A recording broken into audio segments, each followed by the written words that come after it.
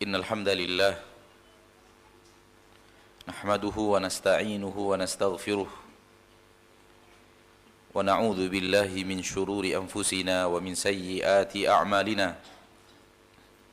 من يهده الله فلا مضل له ومن يضلل فلا هادي له أشهد أن لا إله إلا الله وحده لا شريك له وأشهد أن محمدًا عبده ورسوله صلى الله عليه وعلى آله وأصحابه ومن تبعهم بإحسان إلى يوم الدين وسلم تسليما كثيرا أما بعد bersyukur kita kepada Allah Subhanahu wa ta'ala, pencipta kita, pencipta jagat raya beserta isinya, yang telah memberikan kepada kita rahmat dan nikmat yang tiada terhingga, yang tiada tara. Kita senantiasa bergelimang dengan rahmat dan nikmat itu.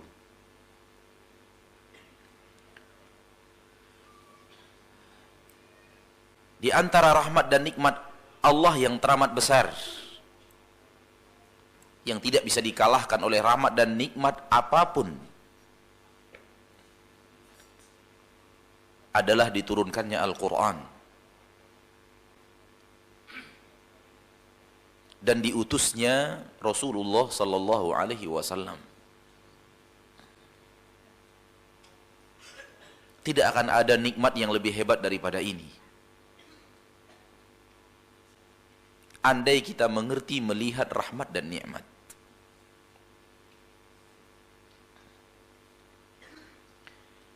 Karena tanpa diturunkannya Al-Quran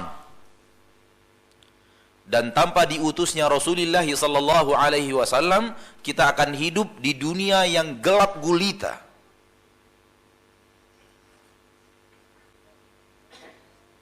Turun Al-Quran, diutusnya Rasul, Allah katakan liyukhrijakum minadh-dhulumati ilan nur, agar dia mengeluarkan kalian dari zulumat, kegelapan-kegelapan yang sangat banyak, kalimat jamak zulumat, kegelapan-kegelapan yang beraneka ragam. Dunia dipenuhi kegelapan. Ilan nur, Allah keluarkan kalian dari kegelapan itu menuju cahaya.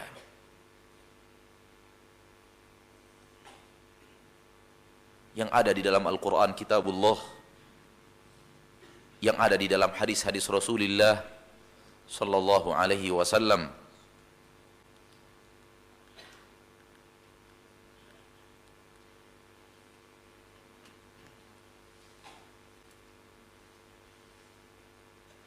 Berarti tanpa hal tersebut kita akan hidup di alam yang tanpa cahaya. Dan masing-masing kita bisa mengetahui bagaimana kalau kita hidup tanpa cahaya. Ada mata tapi tidak ada cahaya. Kita punya mata tapi nggak ada cahaya, sehingga tangan kita taruh di depan mata, kita tidak bisa melihatnya. Bagaimana cara hidup seperti ini?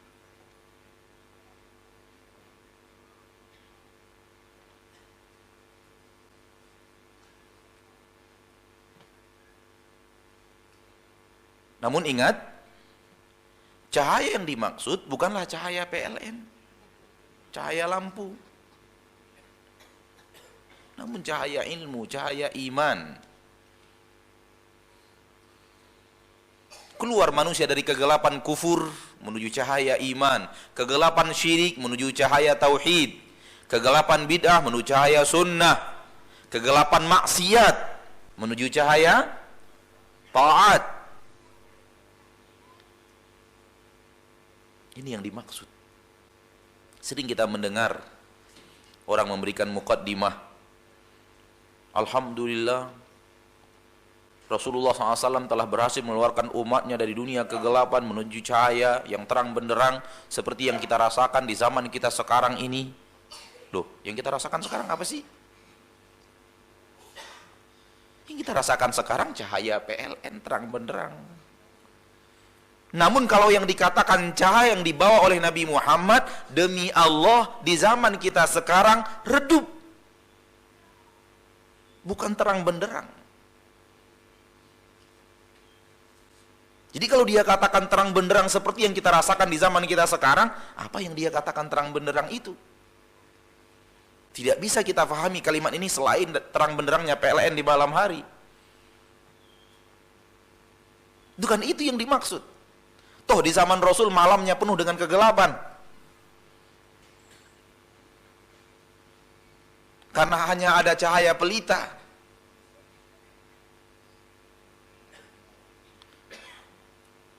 Nur, cahaya yang dibawa oleh Nabi Muhammad terang benderang di zaman beliau. Keimanan, ketakwaan, kesolehan, ibadah, umat yang damai, umat yang bahagia, umat yang perkasa, umat yang mulia, umat yang mengalahkan seluruh dunia, umat yang ditakuti oleh seluruh orang-orang kufar.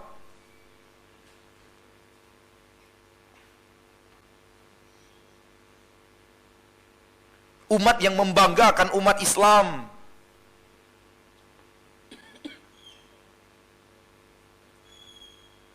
Itu dahulu. Namun sekarang cahaya itu redup. Walau dia masih ada dan tidak akan pudar, tidak akan padam sampai hari kiamat. Janji Nabi kita Muhammad SAW, dan tentu janji itu datang dari Allah. La tazalu ta'ifatun min ummati zahirina 'alal haqq. Akan senantiasa ada sekelompok umatku berdiri tegak di atas kebenaran. Tidak akan kosong dunia daripada cahaya ini. Namun soal terang dan redup bervariasi.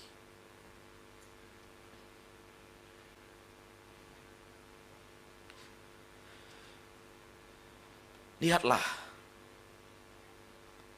ketika manusia tidak mau diterangi dengan cahaya iman, dengan cahaya ketaatan, dengan cahaya yang Allah turunkan, wahyu yang Allah turunkan, gelap. Dia tidak bisa membedakan yang mana uang dia, yang mana yang bukan uang dia. Nggak bisa lagi membedakan. Yang mana yang tanah dia, sampai di mana batas tanah dia, sampai di mana batas tanah tetangga. Dia nggak bisa lagi membedakan itu. Dia geser 2 meter, 3 meter, setengah hektar. Dia lakukan di siang bolong jam 12 siang, terang benderang cuaca, tapi dia hidup dalam kegelapan. Sampai dia tidak bisa membedakan yang mana istri dia, yang mana istri kawannya. Gak bisa lagi membedakan, subhanallah. Gelap. Ini dia kegelapan. Ini dia kegelapan yang dimaksud oleh Allah tabaraka wa ta'ala di dalam Al-Quran. Gelap yang luar biasa, tidak bisa membedakan yang mana Allah dan yang mana batu.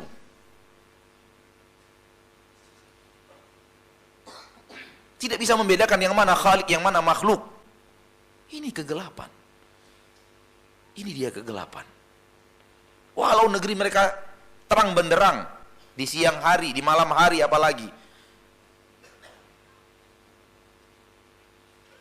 Namun kalau seperti ini hidup mereka, ini hidup dalam kegelapan. Maka cahaya Nabi sallallahu alaihi wasallam, cahaya sunnah, membuat kita mengerti bagaimana hidup, yang mana yang Allah, yang mana yang makhluk, yang mana Allah, yang mana makhluk, namun makhluk yang dicintai Allah, sehingga kita mencintai karena Allah. Mulai kita mengerti hidup begini yang sebenarnya. Karena segala sesuatu menjadi jelas manakala ada cahaya. Dunia seperti itu, syariat juga seperti itu. Manakala ada cahaya dunia, maka segala sesuatu jelas. Ini warnanya merah, yang itu hitam, yang ini coklat, yang ini putih, ini pena, ini Al-Quran, ini air dalam botol, ini air dalam gelas. Kok bisa kita tahu? Karena ada cahaya. Demikian juga dengan syariat. Dengan ada cahaya ilmu, yang Allah turunkan melalui Al-Quranul Karim, firman-firmannya, melalui sunnah-sunnah Rasulnya tercinta, hadis-hadis Nabi SAW, kita memiliki cahaya itu, kita bisa membedakan yang ini seperti ini, yang ini seperti ini, yang ini seperti ini, yang ini seperti ini. Ilmu itu adalah cahaya.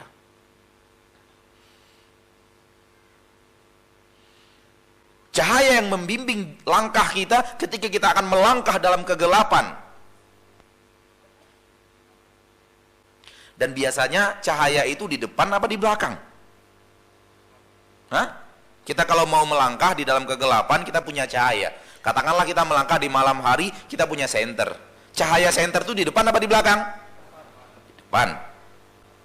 Berarti ilmu harus memimpin sebelum kita melangkah. Cahaya itu harus di depan kita sebelum kita melangkah. Di senter dulu di depan kita. Ini apa? Oh, ini dia jalan. Oh, ini lubang. Oh, ini tai kerbau. Nggak usah diinjak. Oh, ini ada duri. Oh, ini ada ini. Baru kita letakkan kaki kita.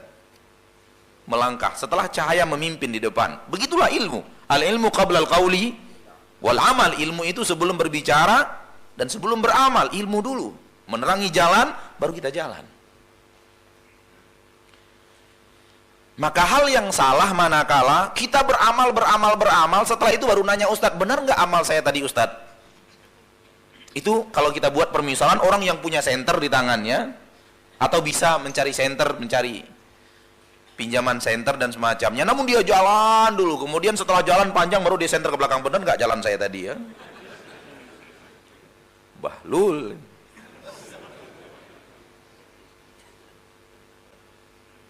Cahaya di depan memimpin jalan kita.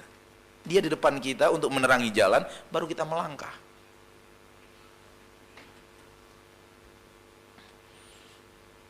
Rasulullah SAW telah datang dengan cahaya itu.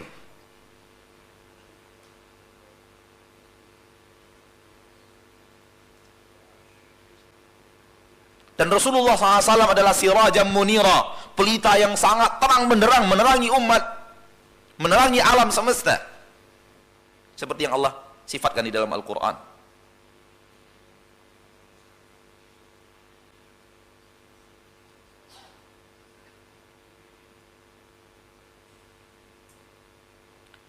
Sehingga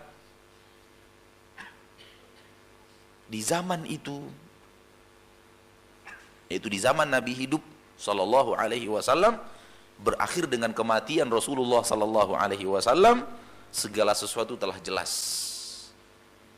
Tidak ada lagi yang tidak tampak, tidak ada lagi yang tidak jelas, tidak ada lagi yang belum diterangkan.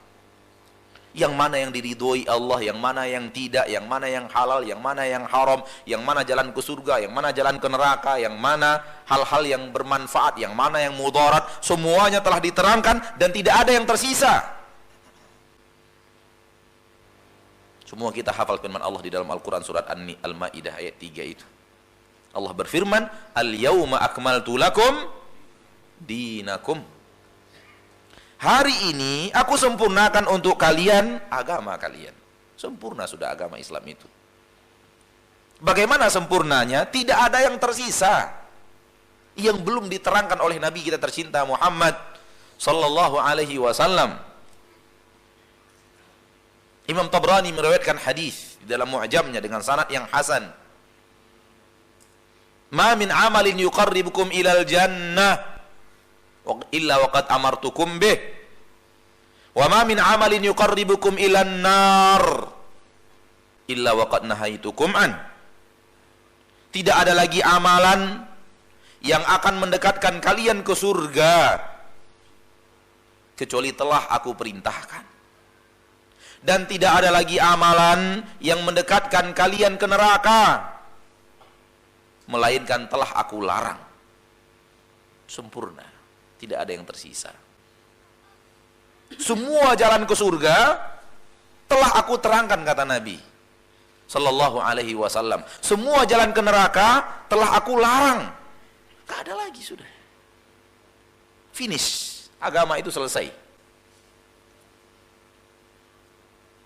Itulah dia kesempurnaan agama Islam.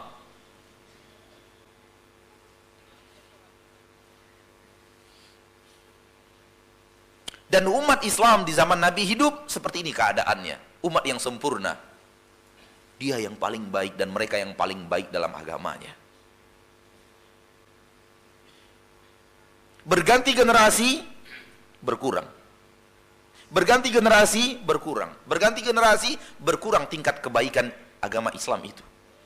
Jadi, masa keemasan umat Islam di zaman Rasul Sallallahu alaihi wasallam, itu masa keemasan umat Islam yang tidak akan bisa lebih daripada itu.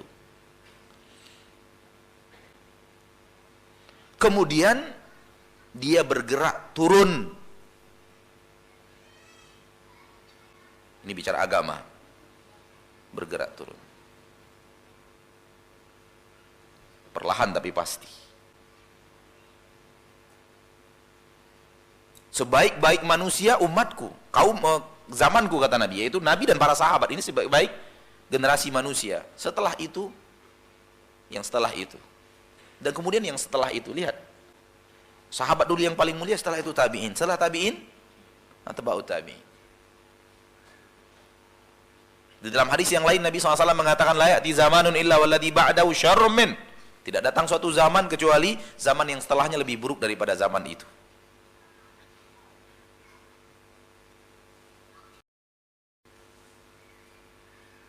Dan begitu seterusnya.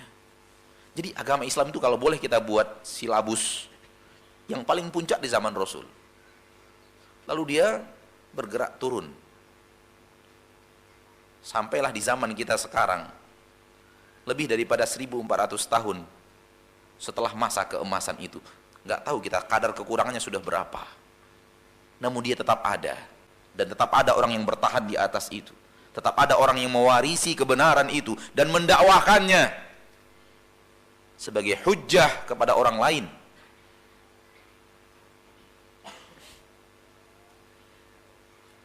Berbeda dengan dunia. Dunia merangkak dari tidak sempurna menuju kesempurnaan.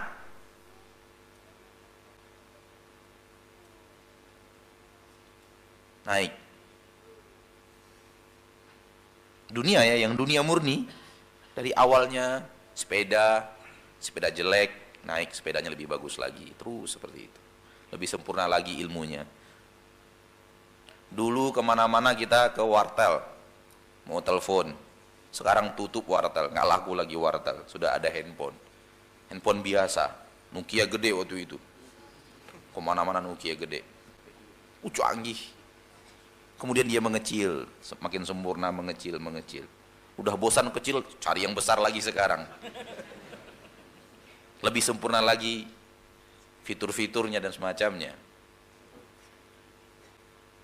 Ilmu dunia merangkak maju, naik, menuju kesempurnaan. Terbalik 180 derajat dengan Islam. Islam jayanya di zaman Rasul. Kemudian turun. Kalau dunia murni itu semakin maju zaman dia semakin merangkak, semakin sempurna. Dulu orang pakai jalan kaki, atau dari Indonesia dulu pakai haji naik kapal laut berbulan-bulan. Kemudian sudah pesawat. Dulu pesawatnya harus berhenti di sini untuk isi bahan bakar. Sekarang direct. Semakin sempurna dunia. Namun tidak dengan agama. Agama itu bergerak turun. Maka izinkan kita untuk mengatakan kepada kaum muslimin, kalau kita mau memperbaiki agama kita, kalau kita mau memurnikan agama kita, tiru generasi keemasan umat Islam.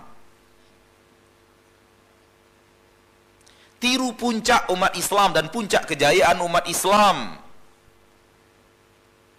Beragamalah seperti agamanya mereka. Ketika Nabi hidup di tengah-tengah masyarakat itu.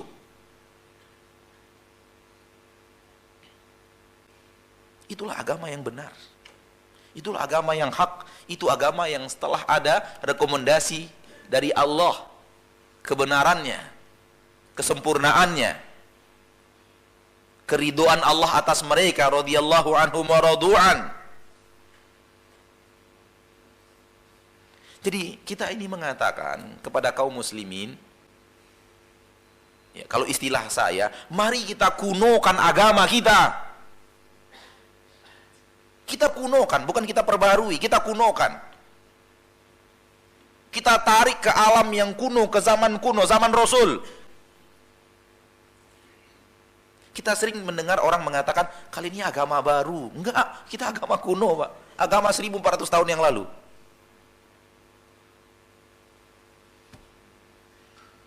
Bukan agama baru. Kita berusaha beragama seperti beragamanya Rasulullah SAW dan para sahabat. Mengamalkan hadis Nabi SAW, ma'ana alaihi al-yawma wa ashabi, orang-orang yang senantiasa meniru saya dan sahabat-sahabat saya. Berarti cara beragama kita tarik ke zaman di mana Rasulullah SAW hidup dan para sahabat hidup. Berarti agama kuno, bukan agama baru. Salah mereka ketika mengatakan kita agama baru. Bahkan lebih kuno dari agama dan cara beragama yang mereka terapkan. Ini istilah saya, kalau salah mohon dinasehati. Kuno yang kita maksud adalah kita tarik ke zaman Rasul. Kan lebih kuno dari zaman nenek moyang kita.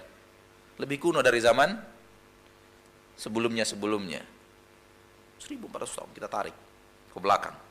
Seperti itu. Karena itulah keyakinan kita, itulah masa keemasan.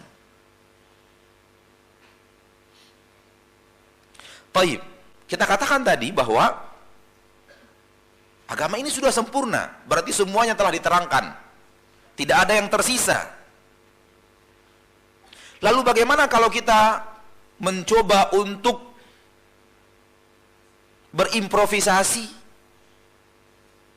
membuat cara baru, membuat gaya baru,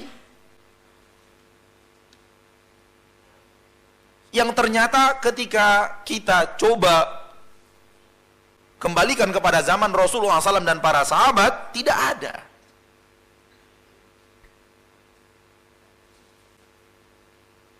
Inilah dia materi kita pada kesempatan yang berbahagia ini. Islami yang bukan Islami. Maksud kalimat Islami yang pertama, Islami dalam istilah manusia. Ini Islami. Dan maksud daripada Islami yang kedua, Islam yang sebenarnya. Jadi mengerti insyaallah judul Islami yang bukan Islami. Kita menganggapnya Islam. Dan kita bahkan menamakannya Islam. Ini sesuatu yang Islami, sesuatu yang sesuai dengan agama Islam. Tapi ketika kita tarik ke zaman Rasul, itu tidak ada di sana. Beragama seperti itu, Islam yang seperti itu, di zaman itu tidak ada. Ini dia materi kita pada kesempatan yang berbahagia ini. Islami yang bukan Islami. Kita anggap Islam, kita katakan bahagian daripada Islam, kita katakan itu adalah sesuatu yang bahagian daripada agama Islam, tapi di zaman Rasul nggak ada. Berarti dia bukan Islam. Karena Islam yang kalau seandainya dia Islam, sudah diterangkan.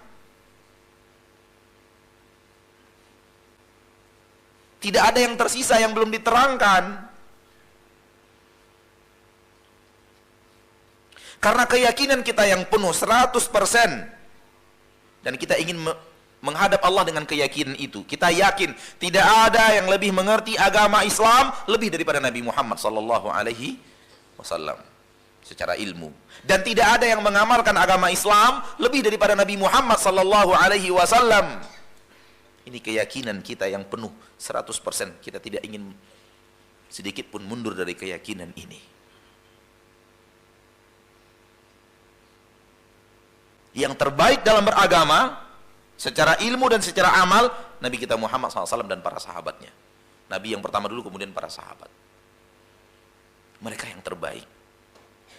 Dan mereka orang-orang yang sudah dijamin surga oleh Allah. Sementara kita bukan orang yang dijamin surga. Betapapun kesolehan kita, betapapun berilmunya kita, betapapun kita dianggap orang yang ahli ibadah dan semacamnya, tidak ada jaminan surga. Jaminan surga itu ada pada generasi mereka. Radhiyallahu anhum wa radu an, turun Al-Qur'anul Karim merekomendasi wa a'adda lahum jannatin tajri tahtal anhar dalam surat At-Taubah ayat yang ke-100.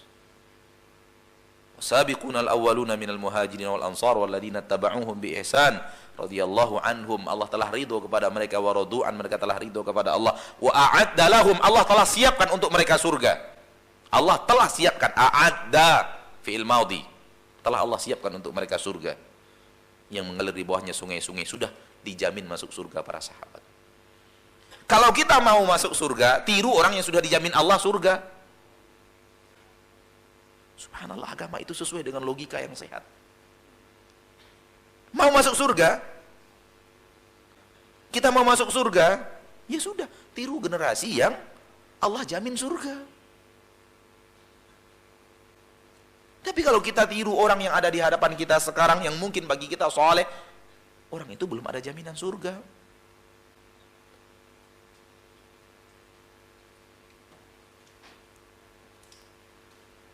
Baik, setelah faham semua itu, semua apa yang kita sampaikan tadi, maka kita tarik kesimpulan.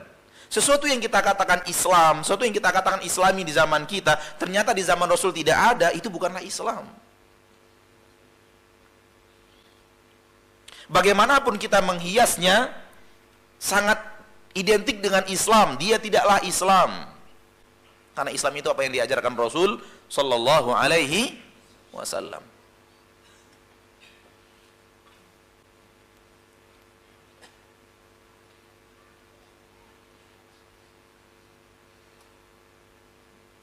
Itu dia yang Islam yang sebenarnya. Oleh karena itu kita sering di dalam beramal, bukan sering, hak wajib dalam beramal. Sebelum beramal ada ilmunya dulu. Rasulullah melakukan begini, baru kita melakukan. Rasulullah dan para sahabatnya mengamalkan seperti ini, baru kita amalkan. Ada suri tauladan kita, laqad kana lakum fi Rasulillahi uswatun hasanah. Ini adalah keyakinan kita, dan kita ingin menghadap Allah dengan keyakinan ini. Sehingga apapun yang bertentangan dengan Rasulullah SAW dan apa yang diamalkan Rasulullah SAW, kita yakin itu bukan Islam, walau manusia menganggapnya Islam. Walau mayoritas umat menganggapnya Islam, bahagian daripada agama Islam, itu bukan bahagian daripada agama Islam.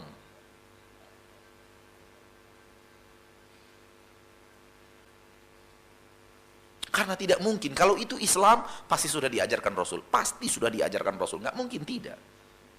Islam sudah sempurna.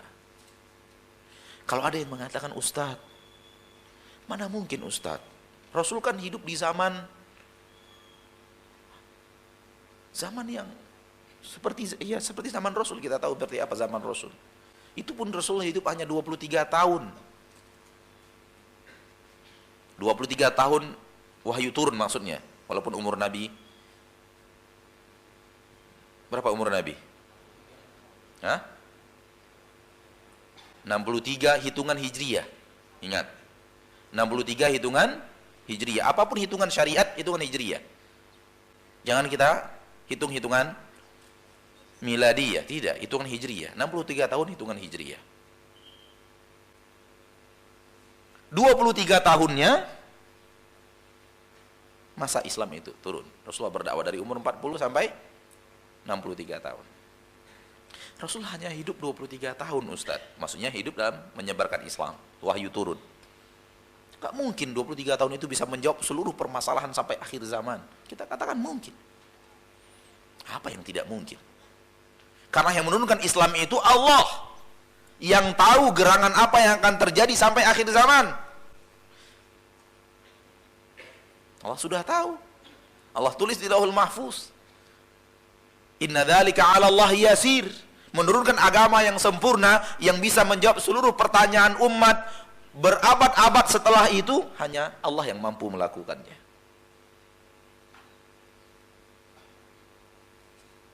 Berarti semua harus kembali ke zaman Rasul. Iya, secara agama harus kembali ke zaman Rasul. Lalu apa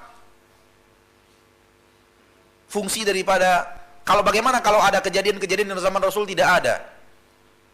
Tidak ada zaman Rasul, bagaimana caranya? Subhanallah. Kejadian-kejadian terjadi di zaman Rasul. Tidak, di zaman kita sekarang tidak ada kejadian ini seperti zaman Rasul. Bagaimana hukumnya? Allah sudah mengatur. Ada yang namanya qiyas. Yaitu kejadian-kejadian yang ada di zaman kita dicari kiasannya. Kiasan kejadian itu yang mirip kejadian itu di zaman Rasul. Akan ada sesuatu yang mirip seperti itu di zaman Rasul.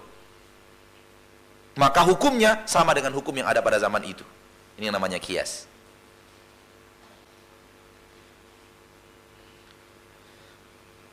Di bangku kuliah ada teman Nigeria bertanya kepada Syekh Muhammad bin Hadi al-Madkhali, hafizahullah wa hafizah jami' ulama'il ummah. Teman Nigeria bertanya, Syekh, di tempat kami itu ada ilmuwan-ilmuwan mesin menemukan kendaraan yang bisa ditunggangi, namun bahan bakarnya khamar. Apa pertanyaannya, apa hukum menunggangi kendaraan itu? Bahan bakarnya khamar. Ini kalau dicari hadisnya nggak ketemu hadis ini. Ya mana ketemu, Pak? Nggak bakalan. Ya. Ini kias. Lalu cari kejadian di zaman Rasul yang mirip dengan kejadian ini, yang bahan bakunya haram, dan ketemu. Kata Syekh, di zaman Rasul melewati bangkai hewan, lalu Nabi mengatakan SAW, kenapa kalian tidak ambil lemaknya, lalu kalian jadikan minyak, kalian dengannya kalian hidupkan lampu-lampu kalian, yang dikenal dengan istilah al-istisbah bisyuhumil maitah, menjadikan bahan bakar dari lemak-lemak bangkai. Bangkai haram apa tidak? Khamar haram apa tidak? Mirip. Dijadikan bahan bakar, ini bahan bakar lampu, ini bahan bakar kendaraan. Yang dinikmati apanya? Hasilnya. Kendaraan adalah hasilnya, kemudian lampu adalah hasilnya, efeknya. Ada ternyata, subhanallah, ada kejadian yang mirip dengan itu. Maka ketika di zaman itu boleh al-istisbah, maka pada zaman sekarang boleh menaiki kendaraan yang seperti ini. Kita lanjutkan setelah Isya, insyaallah ta'ala. Dengan ini Islam menjawab seluruh permasalahan, dan tidak ada yang tersisa. Seperti yang dikatakan Nabi SAW, tidak ada lagi yang bisa mendekatkan kalian ke surga kecuali aku telah perintahkan. Subhanallah. Makanya Islam itu bukan karangan Nabi Muhammad sallallahu alaihi wasallam. Karena tidak akan ada manusia secerdas apapun yang mampu mengarang seperti Islam. Islam itu Allah yang membuatnya. Disampaikan kepada Rasulullah sallallahu alaihi wasallam melalui utusannya dari kalangan malaikat, dan dipilih utusan yang terbaik, yaitu Jibril alaihi salam, dan Rasulullah SAW kemudian menyampaikan kepada kita seperti yang ia terima melalui wahyu itu. Itulah dia Islam.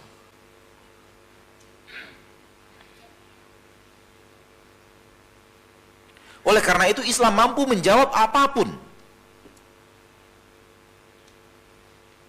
Walau belum terjadi di zaman Rasul, apa hukumnya? Apakah ini boleh, tidak boleh, diizinkan, tidak diizinkan, maksiat, ibadah,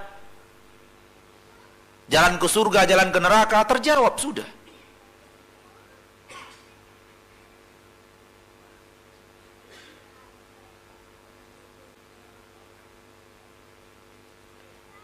Maka kalau ingin menjalankan agama Islam, jalankan agama Islam yang sudah ada keterangannya dari Nabi Muhammad sallallahu alaihi wasallam. Namun membuat sesuatu yang baru lalu dipoles dengan Islam, dipoles dengan ketaatan, maka itu tidaklah menjalankan agama Islam.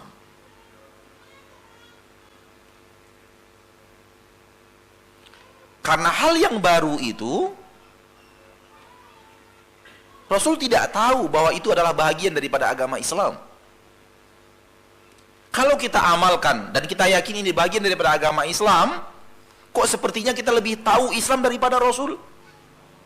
Apa enggak aneh? Ada umat hidup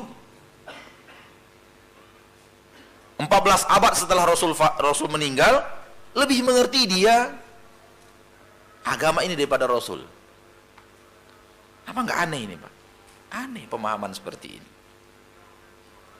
Tidak akan mungkin kita mendapatkan ilmu lebih baik daripada Rasul. Tidak mungkin kita mengamalkan Islam lebih daripada Rasul. Itu keyakinan kita. Dan kita tetap siap mempertahankan keyakinan ini dengan jiwa dan raga kita.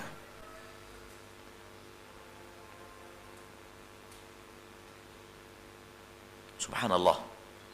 Apapun yang kita anggap lebih baik, tidak mungkin lebih baik daripada apa yang dilakukan Rasul. Berubah kita ada sedikit saja dari apa yang diamalkan oleh Rasul, apa yang dipraktekkan oleh Rasul, terjadi hal yang tidak nyaman. Walau terkadang perubahan itu tidaklah haram, akan terjadi mudarat, akan terjadi hal yang tidak baik. Walau dia tidak haram, tapi berbeda dengan apa yang Rasul amalkan, maka terjadi mudarat. Rasulullah telah melakukan yang terbaik. Coba kita kembalikan kepada dinar dan dirham. Rasulullah SAW mata uangnya adalah dinar dan dirham. Sekarang kita ganti dengan uang kertas, dunia mengganti dengan uang kertas. Haram nggak haram? Siapa nggak mau mengatakan haram? Nggak haram. Tapi apakah lebih baik? Jawabannya tidak. Dengan diganti sekarang terjadi inflasi. Ini orang ekonomi lebih mengerti daripada saya. Cuman saya hanya ngerti istilahnya saja, bukan ilmu kita. Kalau pakai dinar dan dirham nggak ada inflasi itu, nggak ada. Kalau kita bertahan di atas dinar dan dirham, uang emas dan uang perak, nggak ada inflasi, Pak. Mau bukti? Kita buktikan. Nabi SAW menyuruh salah seorang budaknya untuk membeli kambing. Lalu Nabi memberikan uang 1 dinar. 1 dinar itu takaran untuk lebih kurang 4 gram emas. Kira-kira rupiahnya berapa sekarang? 4 gram emas 2 juta atau lebih mungkin? Hah? 500. 2 juta 2 apa? 2 juta 200. Ya, 2 juta 200. Kita ambil angka 1 dinar itu lebih kurang sekarang kita rupiahkan, angkanya 2 juta 200. Diberikan oleh Nabi. 1 dinar. Dan ternyata budak Nabi ini orang Padang, Pak. Pandai dagang dia. Iya, Padang pandai dagang. Pergi dia beli kambing, balik lagi kepada Nabi. Nabi, ini kambingnya, ini uang 1 dinar. Loh, kok bisa? Dia katakan, saya pergi membeli kambing di tempat yang agak terpencil jauh di peternak, saya bisa membeli dengan 1 dinar ini 2 kambing. Kemudian saya bawa ke pasar, saya jual 1 kambing dengan harga 1 dinar, ada yang beli. Mana kambing? Ini kambingnya Rasul, ini uang 1 dinar. Dapatlah kita takaran harga kambing di zaman Rasul. Berarti kambing itu takaran harganya di zaman Rasul setengah dirham sampai 1 dirham. Murahnya setengah dirham. Mahalnya harga pasaran netralnya 1 dirham. Kita katakan tadi 1 dirham 2 juta 200. Berarti harga kambing antara 1.100.000 sampai 2.200.000. Apakah itu harga kambing sekarang setengah dirham sampai 1 dirham? 1 dinar bukan dirham. Afwan, dinar. Anak maksud dinar. Apakah harga kambing sampai sekarang setengah dinar sampai 1 dinar? Iya, berarti tidak ada inflasi 14 abad.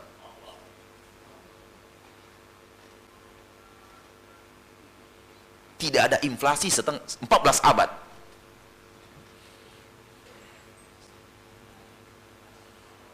Coba uang kertas 14 abad antum belanjakan sekarang.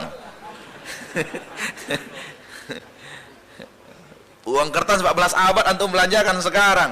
Oh. Saya punya seorang teman di pesantren dulu. keluarganya mantan orang kaya, sudah fakir lagi.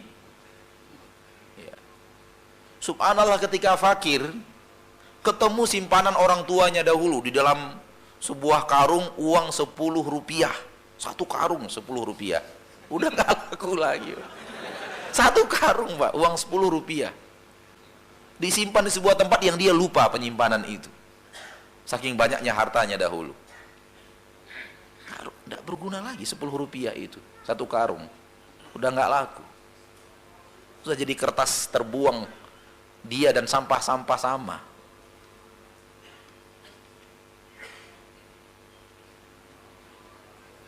Tidak ada inflasi. Kalau kita kembali kepada dinar dan dirham seperti yang diamalkan Rasulullah sallallahu alaihi wasallam. Jadi kalau kita rubah dari apa yang diamalkan Rasul, mudarat datang. Walau tidak haram. Ketika Idul Adha, manusia kaum muslimin berkurban, berudhiyah. Bagaimana pengamalannya di zaman Rasul? Masing-masing.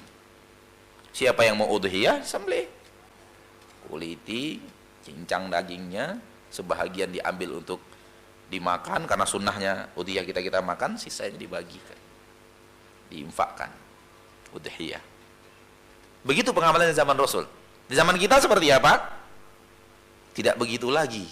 Diamanahkan ke panitia kurban, ke masjid. Haramkah ini? Enggak. Mana yang lebih baik? Lebih baik yang di sana, di zaman Rasul. Dan nggak perlu ana cerita bagaimana kecurangan panitia kurban kepada antum. Nggak perlu ana cerita. Antum lebih mahir, lebih tahu ceritanya gitu. Terjadi mudarat. Terjadi mudarat. Walau tidak haram. Bayangkan kalau perpindahannya dari halal kepada haram, mudaratnya lebih jelas lagi. Walau yang haram itu dibungkus-bungkus supaya dia bisa terlihat Islam. Pacaran Islami, pacaran Islami. Pacaran haram, kemudian dibungkus dengan cara Islam. Pacaran Islami. Saya pacarannya Islami, Ustaz. Gimana cara memahami pacaran Islami itu? Musik Islam, musik Islami. Coba lihat tuh. Musik Islami. Gimana cara memahaminya? Sesuatu yang dilarang oleh Nabi kita, diharamkan. Lelaki dan wanita tidak boleh berduaan tanpa mahram. Disuruh menundukkan pandangan, dilarang untuk bersentuhan, bersalaman. Bagaimana caranya berpacaran Islami itu? Jadi dibungkus-bungkus. Dibungkus-bungkus dengan nama Islam. Kalaulah musik itu adalah bagian dari sarana dakwah, Rasulullah pasti mengajarkannya kepada kita. Kalaulah musik itu bagian dari untuk meraih surga, mendekatkan kita ke jannah, ke surga Allah, Rasulullah pasti mengajarkan kepada kita, al-yauma akmaltu lakum dinakum. Islam sudah disempurnakan oleh Allah.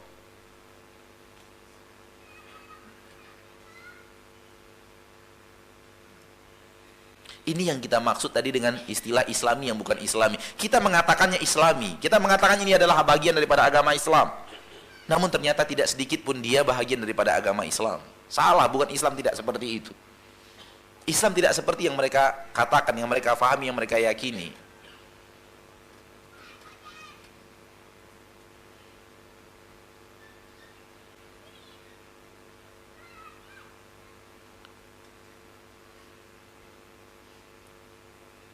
Subhanallah. Kita melihat kesalahan umat Islam adalah dia melihat orang-orang kufar sedemikian meriahnya, sedemikian bahagianya, sedemikian meriahnya dan semacam, dia ingin mencoba itu lalu dibungkus-bungkus dengan Islam. Dan musik Islami dari itu lahirnya. Ingin menyaingi musik-musik kufar, ingin menyanyi musik-musik haram. Sehingga dia buat seperti itu musik-musiknya, namun liriknya dirubah menjadi lirik-lirik Islam. Penyanyinya kadang-kadang itu-itu juga. Alat yang digunakan musiknya itu-itu juga, tapi liriknya sudah dirubah jadi lirik-lirik Islam. Ini dianggap musik Islami. Enggak benar sama sekali. Tidak seperti itu. Dan ini sebenarnya yang dilarang oleh Nabi Shallallahu Alaihi Wasallam. Dilarang kita meniru orang kafir. Umat Islam sudah punya cara sendiri. Sudah punya cara yang baku untuk mencapai surga Allah dan ridho Allah. Umat Islam harus punya ciri itu, harus menjalankan ciri itu. Jangan kemudian meniru orang kafir dengan ciri-ciri mereka. Jangan kemudian meniru orang kafir dengan pola-pola mereka. Kita punya pola tersendiri. Umat Islam itu sudah punya pola cara Islam itu seperti apa. Dan itu Allah yang turunkan dari langit. Allah yang membuatnya. Amalkan itu, bukan dengan cara meniru mereka dan kemudian berusaha untuk menyaingi mereka di titik-titik itu. Tidak akan menang. Pertama, tidak Islam. Yang kedua, tidak akan mungkin sehebat mereka. Kenapa kita katakan tidak mungkin? Karena yang haram itu menarik, Pak. Tidak mungkin kita bisa kalahkan dengan meniru pola mereka, namun dicoba untuk di-Islam-Islamkan. Nggak akan menarik. Seperti apapun kita menghiasinya. Oleh karena itu, untuk melawan itu, kembali kepada agama yang benar. Kembali mengamalkan apa yang benar. Kembali kepada Al-Quran dan Hadis. Kembalikan agama seperti agama Nabi Muhammad SAW dan para sahabat ketika mereka hidup. Begitu cara melawan orang kafir. Begitu cara melawan kezoliman, kefasikan, kekufuran, kemaksiatan yang ada di permukaan bumi. Bukan dimirip-miripkan Islam itu dengan kemaksiatan itu.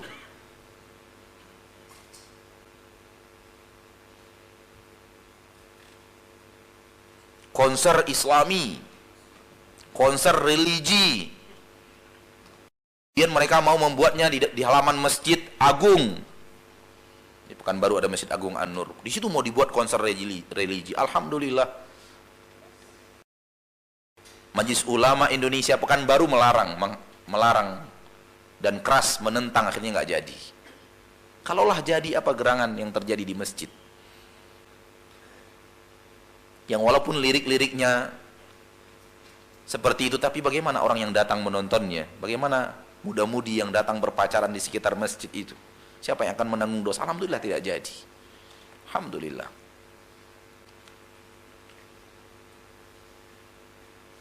Jadi terlihat Islami, namun bukan bagian daripada agama Islam. Ya.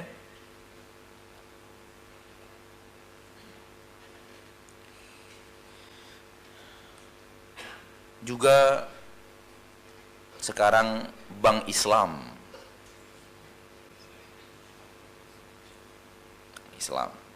bank syar'i sesuai syariah. Kita kaji, benar nggak cara mereka itu sesuai syariah? Kalau sesuai berarti itu Islam, tidak sesuai berarti bukan Islam. Walau dinamakan bank syariah, bank Islam.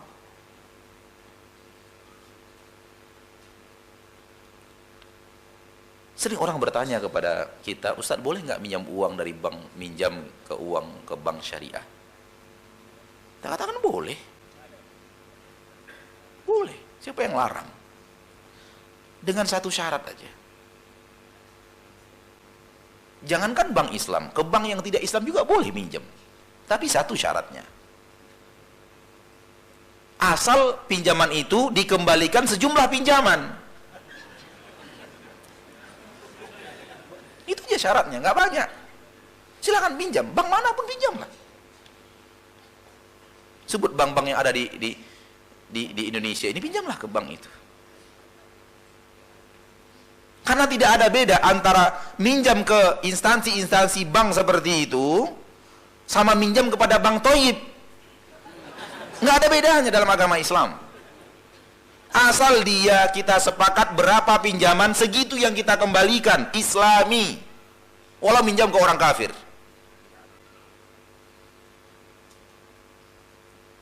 Namun kemudian kita pinjam 100 juta, kita harus mengembalikan 120 juta, ini tidak islami. Siapapun yang melakukannya.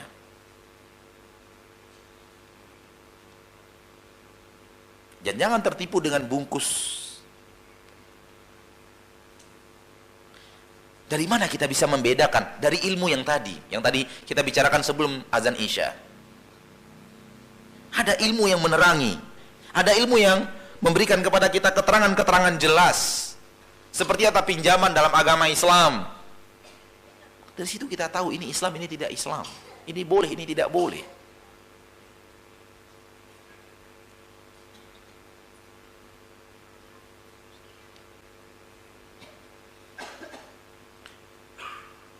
Jadi jangan tergoda dengan bungkus. Jangan tergoda dengan sesuatu yang tampak zahirnya Islam. Kembalilah kepada Islam yang diajarkan oleh Allah Tabaraka wa Ta'ala kepada Rasul kita tercinta Muhammad sallallahu alaihi wasallam. Banyak hal dalam kehidupan kita manakala kita lihat sepertinya Islam gitu. Sepertinya memuliakan agama, tapi sebenarnya tidak. Ilmulah yang telah membawa kita dan mengiring kita kepada mengerti yang mana yang Islam, yang mana yang bukan Islam, yang mana yang memuliakan agama Islam, yang mana yang tidak. Salah satu di antara yang terlihat nyata dalam kehidupan kita sehari-hari, kita sering menjadikan ayat Al-Quran atau azan, umat Islam sering menjadikan ayat Al-Quran atau azan sebagai nada panggil handphone. Itu sepertinya Islami banget gitu Pak. Ya kan? Nggak lagi musik, nggak lagi kopi dangdut apa? Kopi apa? Hah? Ya nyanyi-nyanyian lah, maksud saya itu nyanyi-nyanyian. Tapi sudah Al-Quran, entah surah Al-Fatihah, entah ayat kursi, entah azan Mekah dan semacamnya, itu kita jadikan nada handphone. Kok sepertinya Islami banget gitu. Tapi ketahuilah dia tidaklah Islami. Karena Al-Quran bukan untuk itu. Al-Quran dibacakan bukan untuk mengingatkan kita ada telepon masuk. Iya Pak. Al-Quran itu untuk dibaca, dimuliakan. Ketika dibacakan kita tadabbur, diem. Idza quri'al Qur'anu fastami'u lahu ansitu la'allakum turhamun. Kalau dibacakan Al-Quran, dengar baik-baik dan diam. Nggak mungkin nada dering bunyi gitu loh, diam tuh. Mengamalkan, nggak mungkin. Nggak mungkin. Dan akan ada mudarat-mudarat, kita akan putus ayat Allah pada tempat yang tidak pantas untuk diputus. Bismillahirrahmanirrahim. Alhamdulillah. Halo, assalamualaikum.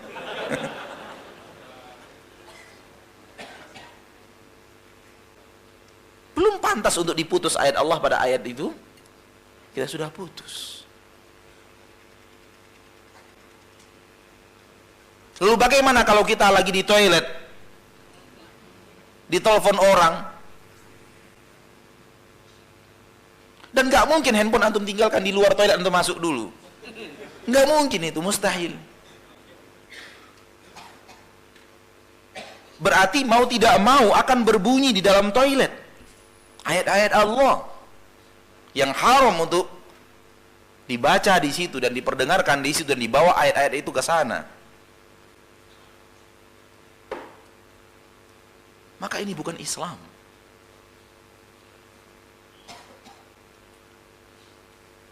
Salah orang yang menjadikan nada dering handphonenya adalah nyanyian dan musik karena itu haram, dan salah orang yang menjadikan nada dering handphonenya adalah ayat-ayat Allah atau azan dan semacamnya. Azan itu untuk mengumandangkan masuknya waktu sholat. Ia adalah ibadah yang sudah Allah tentukan kapan pelaksanaannya.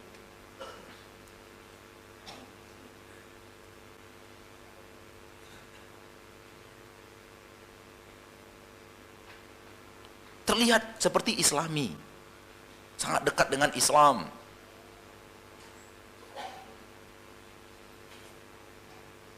Fashion show, tapi fashion show yang Islaminya. begitu juga. Dibungkus-bungkus dengan Islam, jilbabnya digulung-gulung, nggak tahu saya berapa kali gulungan, dilingkar di leher, taruh di atas kepala. Kemudian berjalanlah Pragawati itu, ditonton rame-rame laki-laki perempuan. Jangan tiru orang kafir dengan pola-pola mereka. Bukan begitu cara mengalahkan orang kafir itu. Tiru Nabi Muhammad dan para sahabat. Tiru Nabi Muhammad SAW dan para sahabat ridwanullahi alaihim ajma'in. Itu yang ditakutkan orang kufar dari umat Islam. Namun kalau kita ikuti pola mereka, justru itu yang mereka inginkan.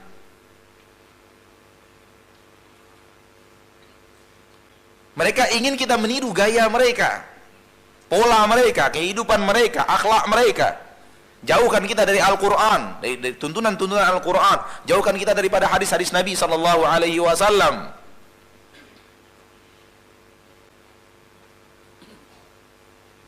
Film-film Islam, film religi. Seperti itu pula. Agama Islam tidak pernah menyuruh kita bersandiwara untuk berdakwah. Gak ada, Pak. Gak ada. Jadi ini sesuatu yang dikemas, yang bukan Islam lalu dikemas kemudian diberikan pembungkus-pembungkus Islam. Dan itu tidak benar sama sekali.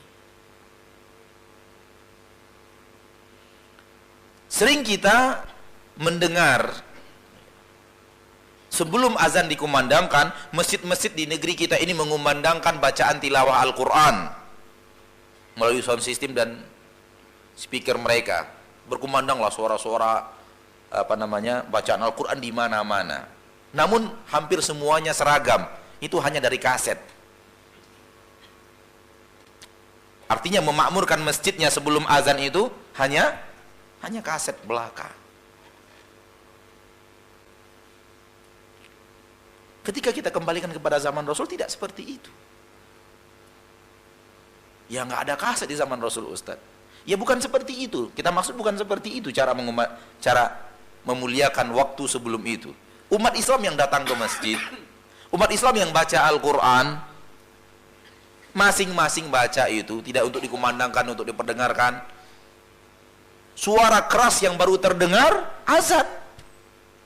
Tidak ada sebelumnya sahabat berteriak-teriak dengan suara lantang membacakan Al-Quran untuk mengingatkan yang lainnya.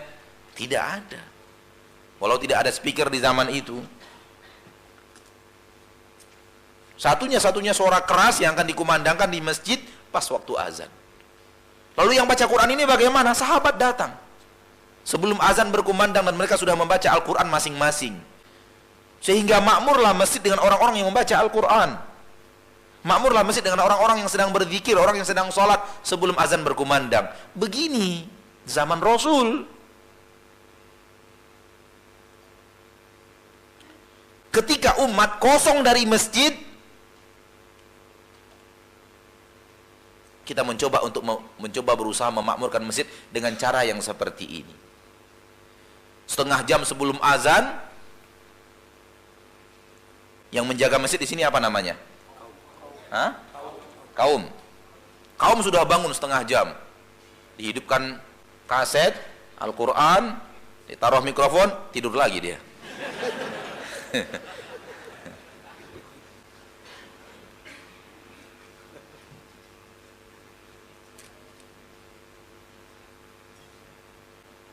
Tidur lagi.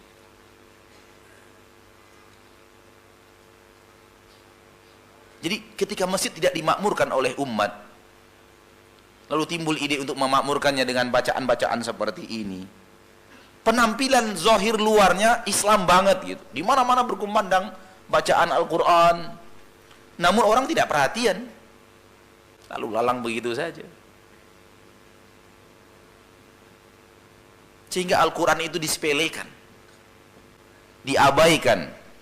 Dan ini bahagian yang terlarang juga coba. Nabi SAW mengatakan kepada Allah di dalam Al-Quran, Allah terangkan, wa qala ar-rasulu ya rabbi inna qaumi ittakhadhu hadzal qur'ana mahjura.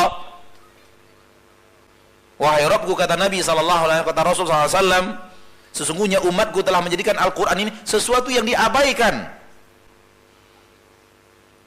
Dibacakan kepada mereka Al-Quran, mereka tidak mau mendengarkannya. Itu di zaman Rasul seperti itu keadaan kaum orang-orang kufar. Maka apapun bentuk daripada pengabaian Al-Quran masuk dalam ayat ini. Maka kalau kita sedang nyetir mobil, kita putarkan Al-Quran, harus dengarkan. Sambil nyetir dengarkan, jangan abaikan. Kalau kita mau berbicara tidak akan mendengarkan, ini matikan. Baru kita ngomong sama istri kita, sama anak kita, sama teman kita yang ada di mobil. Kemudian sudah pada tidur semua, hidupkan lagi kalau kita mau dengar. Bagus. Tapi kalau Al-Quran kita kumandangkan, lalu kita abaikan, kita sibuk dengan yang lainnya, kita khawatir masuk dalam ayat ini. Kita mengabaikan Al-Quran itu. Al-Quran firman-firman Allah yang sangat mulia. Maka subhanallah, lihat, sepertinya islami gitu, namun ternyata tidak seperti itu. Ya, ini sangat banyak ya, sangat banyak di zaman kita sekarang hal-hal yang seperti itu.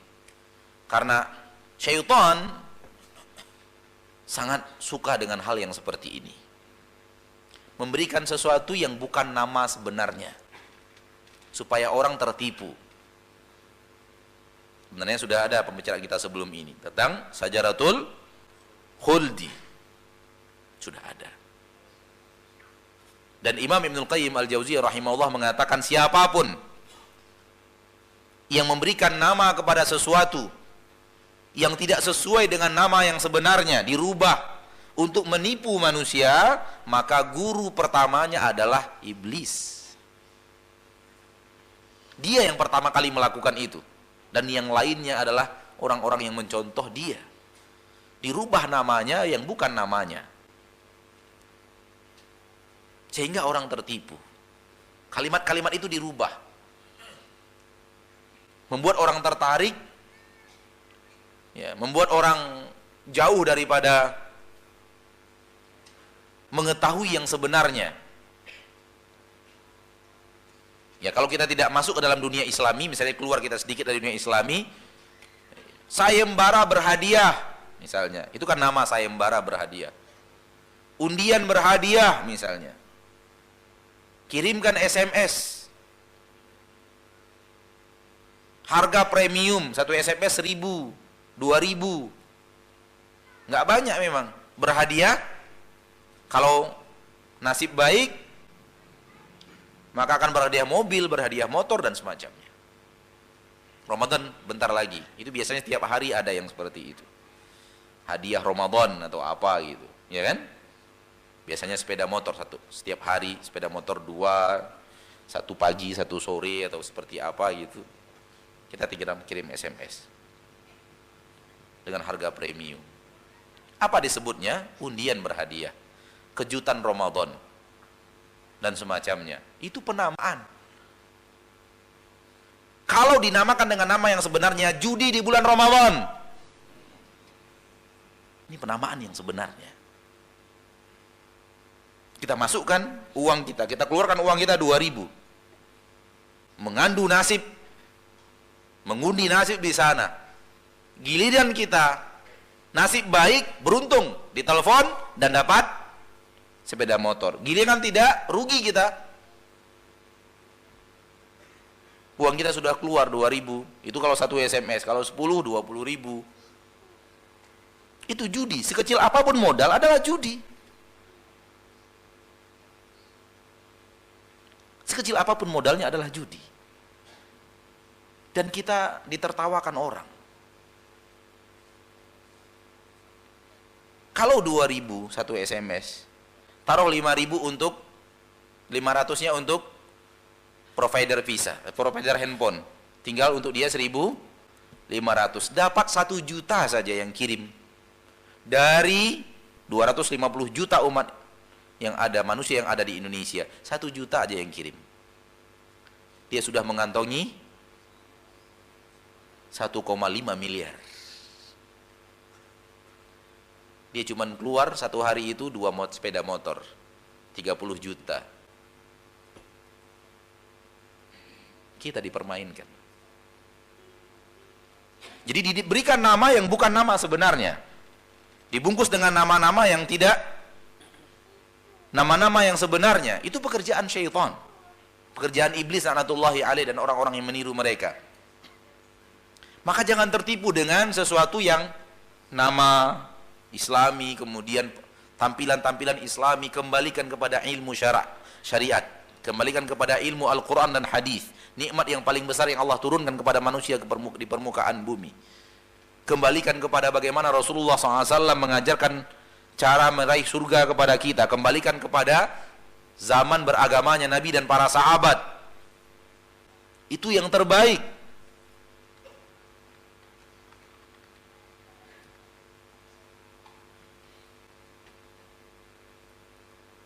Karena tidak akan mungkin yang setelah beliau lebih baik daripada beliau. Itu tidak mungkin sama sekali.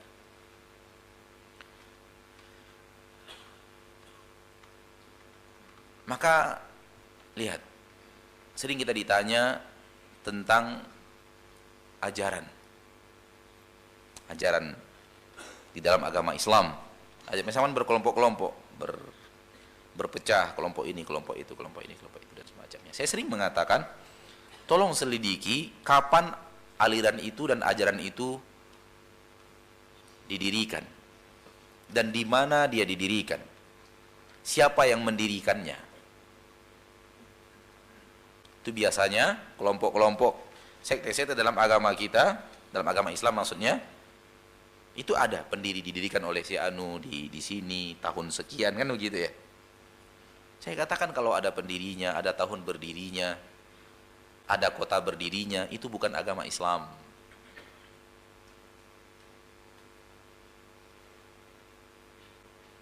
Itu bukan agama Islam. Itu bukan jalan yang benar. Yang benar adalah pertama berdiri di permukaan bumi ketika Nabi berusia 40 tahun. Kalau ada tempat berdiri, Gua Hira.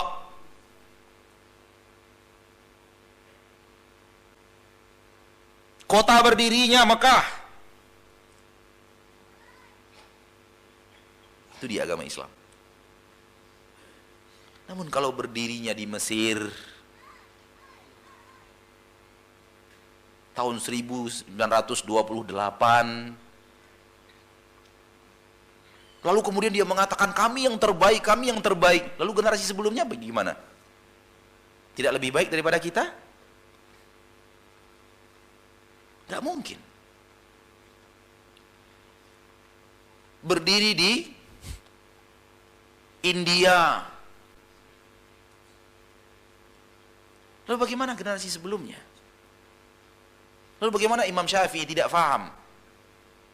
Bagaimana Imam Ahmad tidak faham? Kenapa Abu Bakar tidak mengerti hal yang seperti ini?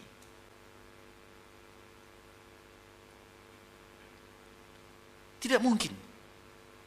Di mana berdirinya aliran ini? Kediri. La haula wala quwata illa billah. Ada agama Islam berdiri di Kediri. Pendirinya orang Kediri. Dan lalu mereka menganggap ini Islam yang benar, ini Islam yang hak, yang lainnya batil. Subhanallah. Kalau anda katakan selain anda batil, anda akan mengatakan batil sampai Rasulullah SAW. Pasti itu. Karena Rasulullah tidak pernah mengajarkan seperti yang kalian anda ajarkan itu.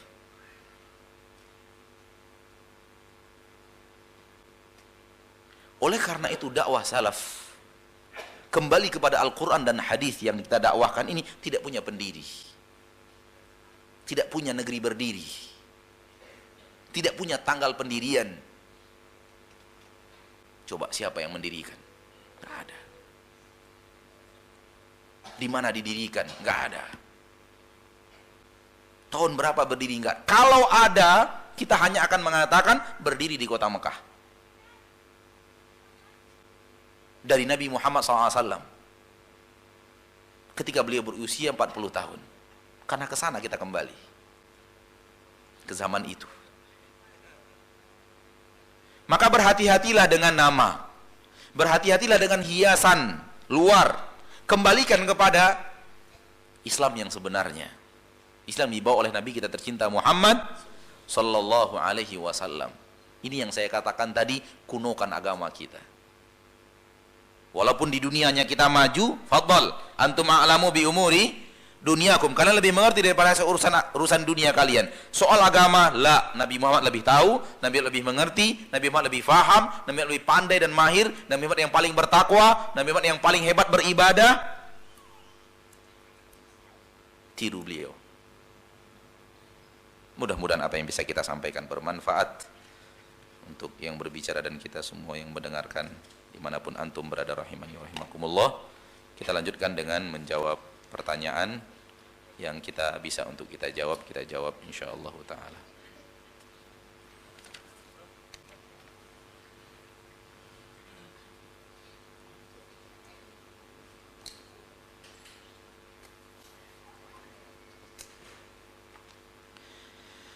Pertanyaan menarik. Pertanyaan pertama, Ustadz, bagaimana pernyataan sebagian orang bahwasanya hal-hal yang diislamisasikan sekarang ini merupakan hasil sebuah ijtihad agar manusia tidak jauh dari Islam sama sekali di zaman ini?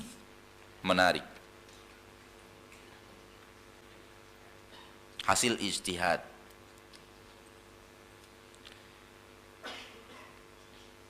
Mengertikah orang ini apa itu ijtihad? Sehingga dia menggunakan kalimat ijtihad dan dia mengklaim ini adalah hasil ijtihad. Telah berijtihad Ustadz Fulan, Majlis Fulan, bahwa musik Islami itu halal. Misalnya, ijtihad Ustadz. Tahukah Anda apa itu ijtihad? Al-ijtihad itu adalah badlul wus'i fi istinbatil ahkami syar'iyyah min adillatiha syar'iyyah. Mengerahkan seluruh kemampuan kita untuk mengambil kesimpulan hukum dari dalil-dalil syar'i. Itu ijtihad. Bagaimana seorang alim berusaha maksimal, berupaya optimal untuk membaca Al-Quran, membaca hadis Nabi, menarik kesimpulan hukum tentang masalah yang ditanyakan kepada beliau. Terkhusus hal-hal yang di zaman Rasul tidak ada, terkhusus hal-hal yang di zaman Rasul belum terjadi. Itu dia yang namanya ijtihad. Kalau di zaman Rasul sudah diharamkan musik, lalu seorang ulama badlul wus' mengerahkan segenap kemampuannya, bertemu dia dengan hadis-hadis itu dia abaikan, lalu dia katakan halal. Ijtihad ini tidak ijtihad. Ya.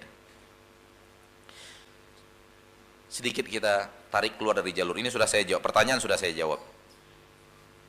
Banyak orang Islam, terutama awam kaum muslimin, itu sulit untuk memahami musik itu haram. Banyak sekali. Tidak sedikit. Terutama kaula muda. Terutama, ini yang terutama ya, kaula muda. Saya menemukan cara yang mudah-mudahan bermanfaat untuk kita, bagaimana meyakinkan mereka bahwa musik itu haram. Saya menemukan cara, saya ajarkan sekarang, mudah-mudahan bermanfaat untuk kita semua. Ini sudah keluar dari tema ya, tadi tema yang ditanyakan itu sudah keluar. Ini tambahan. Saya sering berhadapan dengan pemuda-pemuda, anak-anak muda, kadang-kadang juga jemaah tua yang bertanya tentang musik. Jawaban kita seperti ini. Kalau masih ada di antara kita sekarang di sini yang belum paham bahwa musik itu haram, maka ikuti apa yang akan kita sampaikan berikut ini. Sekarang begini kita katakan kepada saudara kita itu. Sekarang kita pilah dulu Musik yang ada di Indonesia ini, yang kita dengar setiap hari, kita dengar di pasar, kita dengar di tempat berbelanja, mall dan semacamnya, kita dengar di angkot, kita dengar di rumah-rumah umat Islam. Mari kita presentasikan dulu. Presentasikan dulu. Berapa persen yang Islami, yang berapa persen yang tidak Islami? Kira-kira berapa persen? Yang Islami, yang bukan jumlah nominal, tapi yang terdengar di pasar, yang terdengar di angkot, yang terdengar di rumah-rumah, dikumandangkan oleh umat Islam gitu. Sepanjang tahun. Berapa persen kira-kira yang Islami dengan yang tidak Islami? 25-75. Artinya 25 yang Islami, 75 yang tidak Islami. Yang lain? 10-90. Ada yang lebih bakhil?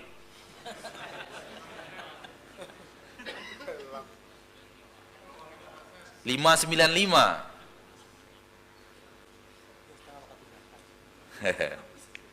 Ya sudah, kita ambil yang tengah-tengah, nggak terlalu royal 25, tidak terlalu bakhil 2,5%, yang 10 lah kita ambil.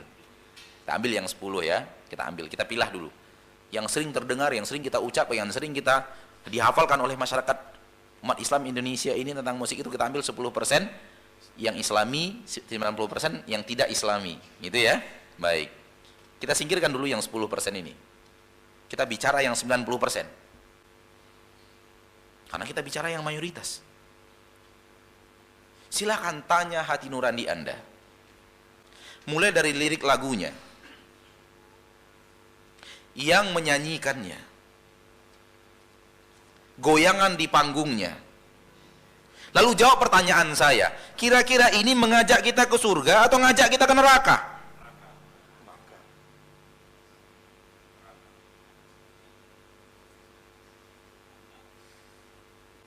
Jawab sendiri. Anda bisa menjawabnya. Seminim apapun ilmu agama Anda bisa menjawabnya. Yakin. Lihat lirik lagunya, lihat yang bawakannya, lihat penari latarnya, lalu jawab, apakah ini akan mengajak kita ke surga atau mengajak kita ke neraka? Hanya dua tempat, mengajak kita ke surga atau mengajak kita ke neraka, nggak ada tempat lain. Subhanallah, mati kutu. Gak ada seorang pun sampai sekarang ini, ketika ini kita sampaikan kepada mereka, tak ada seorang pun yang berani mengatakan mengajak ke surga. Tak seorang pun yang berani. Namun yang Islami bagaimana Ustaz? Tunggu dulu tuh. Kosek, sebentar. Kita tidak bicara 10 dulu, karena yang Anda lakukan itu yang 90 ini. Yang dilakukan umat Islam Indonesia itu yang banyak kita terjebak di dalam 10 ini. 90 ini kita bicara 90 dulu. Jangan mau dibawa ke 10 dulu. Karena 10 itu sarana untuk balik lagi menghalalkan yang 90. Kita bicara yang 90 ini. Membawa kita ke neraka atau membawa ke surga? Ke neraka. Haram? Anda yang menjawab haram? Haram Ustaz. Ya udah, sepakat kita haram. Lalu yang 10 bagaimana? Rasul tidak amalkan, jangan kita amalkan. Udah selesai. Cukup. Karena mereka akan berdalih dengan yang 10 untuk menghalalkan yang 90. Ya, Rasul tidak pernah melakukan. Ya udah, tinggalkan. Jangan terlalu dibahas. Namun sepakat mereka untuk, ketika ditanya seperti ini, mereka sepakat untuk mengatakan jalan ke neraka. Liriknya masalah hubungan cinta sebelum pernikahan, ya kan? Penyanyinya perempuan, buka aurat dengan goyangan, belum lagi penari latarnya, belum lagi orang-orang yang di sekitarnya, belum lagi umat yang berkumpul tidak sholat zuhur, tidak sholat maghrib.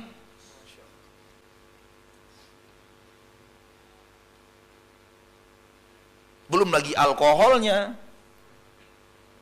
belum lagi setelah itu perzinaannya. Gak mungkin seorang pun mengatakan ini halal. Lalu ada sebagian ustadz mengatakan gak ada masalah, itu hanya hiburan. Ya, hiburan syahwat, hiburan syaitan. Setuju kita itu hiburan, tapi hiburan syaitan untuk syahwat kita. Wallahu a'lam.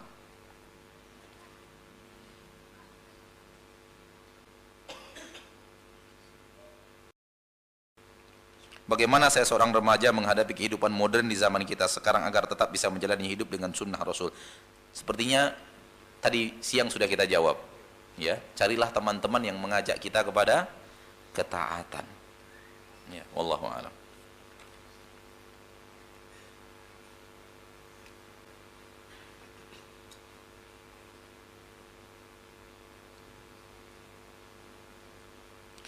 Ustadz, pada saat Islam jaya kembali, apakah akan kembali seperti Islam di zaman Rasul? Tidak ada bid'ah, tidak ada yang lainnya? Ya. Akan mengembalikan kepada agama seperti agama Rasulullah sallallahu alaihi wasallam. Kata Nabi Muhammad SAW ketika turun Isa, itu di akhir zaman, dia berhukum dengan syariatku, kata Nabi. Bukan dengan syariat Nabi Isa. Ketika Nabi melihat Umar bin Khattab membaca Taurat, Rasulullah marah. Lau kana Musa hayyan ma wasi'a illa tibai. Kalau seandainya Musa hidup, dia harus ngikut saya.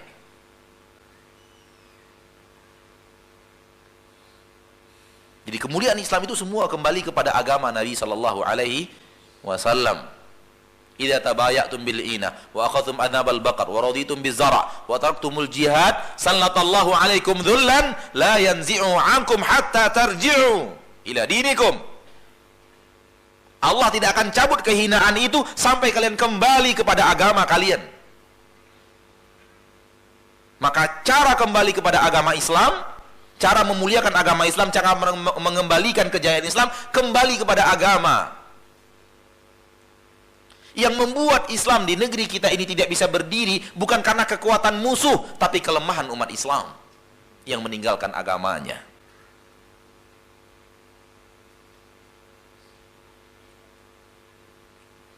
Majalah Playboy tidak akan laku di Indonesia kalau seluruh umat Islam Indonesia nggak ada yang mau beli. Nggak mungkin, mereka pebisnis, Pak. Seluruh urusan mereka tidak hanya semata-mata ingin merusak Islam, tapi memperhatikan untung dan rugi. Lalu kalau umat Islam Indonesia tidak ada yang beli, kembali kepada agama Islam, mengamalkan Islam, tidak ada yang beli, nggak laku. Cetaklah sebanyak-banyaknya. Jangankan beli, dibagi gratis, nggak ada umat Islam yang mau ambil. Nggak laku. Apa yang menghalangi umat Islam yang memimpin secara jumlah mayoritas, memimpin Islam, memimpin Indonesia ini secara jumlah mayoritas? Apa yang menghalangi syariat Islam tidak bisa berdiri di Indonesia yang mayoritasnya umat Islam? Yang menghalanginya umat Islam sendiri nggak mau. Umat Islamnya sendiri nggak mau dipimpin oleh agama Islam, dipimpin oleh syariat Islam. Kembali kepada syariat Islam, umat Islamnya yang tidak mau, Pak. Karena apalagi kita, negeri yang menganut sistem demokrasi, yaitu suara terbanyak dialah yang menang. Mana umat Islam yang 80% suaranya? Hilang. Karena mereka tidak mau menjadikan Al-Quran sebagai mayoritas. Tidak semua ya, kita bicara mayoritas. Mayoritas umat Islam tidak mau dipimpin oleh Al-Quran negaranya, dipimpin oleh hadis Nabi SAW. Itu yang membuat syariat Islam tidak bisa berdiri bukan karena kuatnya musuh-musuh Islam yang jumlah mereka minoritas, bukan karena itu, karena umat Islamnya nggak mau. Jadi yang menghancurkan umat Islam adalah umat Islam yang meninggalkan agama. Dan itu tidak akan bisa kembali jaya hatta tarji'u ila dinikum, sampai kalian kembali kepada agama kalian.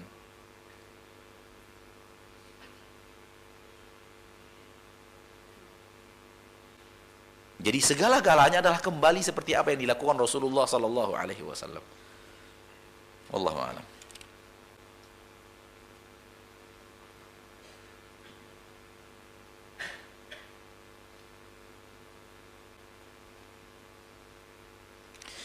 Apa yang akan terjadi bila dua orang berlainan jenis dan bukan mahram bertemu di suatu tempat umum untuk membicarakan agama dan sama-sama sudah mempunyai keluarga dan anak-anak? Nggak tahu saya apa yang akan terjadi. Kok itu yang ditanyakan? Nggak tahu apa yang akan terjadi, Pak. Ya gimana lagi, kita nggak tahu apa yang akan terjadi.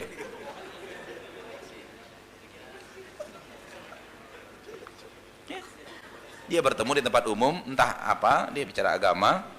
Ya, akhwat itu ketemu ustadznya, Lalu dia bertanya agama, Ustadz menjawab, kebetulan ketemunya di tempat umum, di entah di mana, di parkiran mobil apa gitu, di toko apa, di pasar mana begitu, atau di masjid mana, ketika keluar di halaman ketemu bicara. Apa yang terjadi? Nggak tahu siapa yang terjadi. Iya. Bolehkah seperti itu? Boleh. Kalau memang ikhlas. Tidak ada hal-hal yang lain. Bukankah wanita datang kepada Nabi dan bertanya? Di musim haji datang, di khalayak umum datang wanita itu bertanya kepada Nabi SAW. Di belakang beliau ada sepupunya Fadl bin Abbas. Dan diriwayatkan dalam sejarah, dalam hadis itu, wanita itu berwajah cantik dan Fadl juga berwajah tampan. Fadl melihat, nama Nabi digeser wajahnya, dipalingkan wajahnya, jangan lihat. Saya melihat seorang wanita yang cantik dan seorang lelaki yang tampan, dan saya takut setan datang di antara mereka berdua. Kalau sudah datang syaitan, ya jadi maksiat.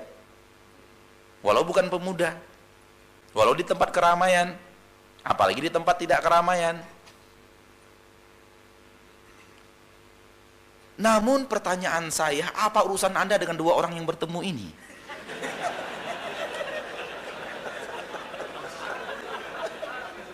Ini lebih menarik lagi pertanyaan, apa urusan Anda dengan orang yang bertemu bicara agama? Sehingga harus nulis kertas pertanyaan kepada Ustadz untuk menanyakan urusan Anda apa sebenarnya?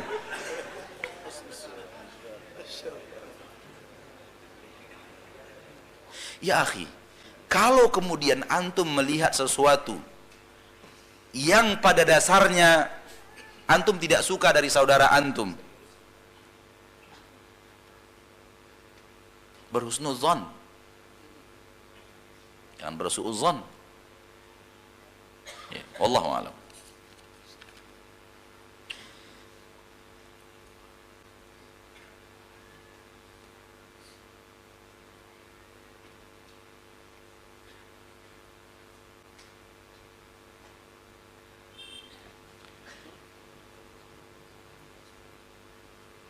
Di sebuah buku Islami saya mendapatkan bahwa warna kuning tua tidak boleh dipakai untuk laki-laki. Warna kuning tua tidak boleh dipakai. Pakaian laki-laki ya. Allahu a'lam, saya tidak tahu. Yang saya tahu merah. Merah selalu gitu, merah seluruh pakaiannya. Itu yang Anda tahu. Kuning Anda nggak tahu. Namun kuning untuk warna dinding yang terlarang. Dinding masjid dilarang pakai warna kuning. Pakaian Anda nggak tahu. Silakan kembali kepada ustaz-ustaz yang mungkin lebih paham daripada Anda.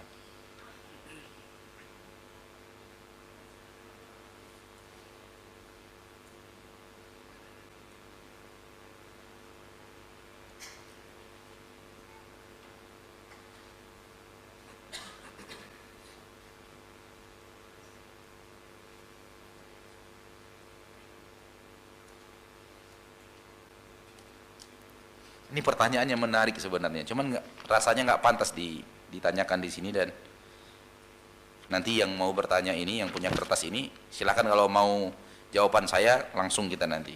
Rasanya posisinya tidak pas untuk menjawab pertanyaan. Silakan.